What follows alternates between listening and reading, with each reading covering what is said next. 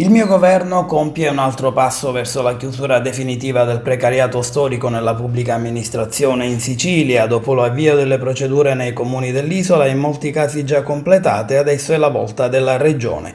Soddisfatto il presidente della regione siciliana Nello Musumeci nell'annunciare che lunedì, dopo quasi 20 anni, saranno finalmente stabilizzati 313 lavoratori precari che prestano servizio nell'amministrazione regionale.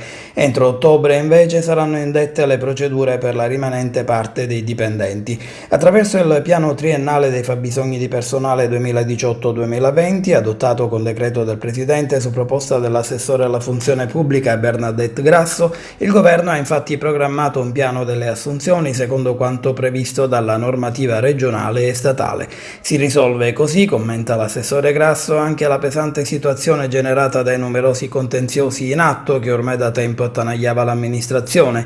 Stabilizziamo 313 dipendenti ed entro ottobre i rimanenti 282, chiudendo così definitivamente il capitolo del precariato storico interno alla regione. Al contempo abbiamo anche sbloccato le assunzioni ferme dal 2008, continua l'assessore Grasso, e potremo gradualmente procedere al necessario ricambio generazionale, reclutando professionalità idonee alle attività strategiche dell'amministrazione e all'evoluzione del lavoro pubblico.